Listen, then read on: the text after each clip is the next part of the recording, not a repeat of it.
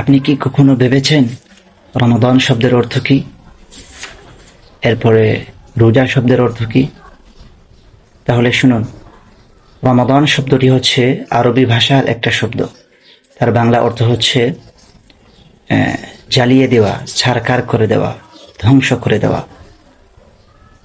যেহেতু এই মাসে মুসলিম ভাই ও বোনেরা রোজা রাখেন এবং আল্লাহর দরবারে তাওবা ইস্তেগফার করেন, এর মাধ্যমে নিজের পাপসমূহকে জ্বালিয়ে ছারখার করে দেন, এ কারণে এই মাসকে রমাদান মাস বলা হয়।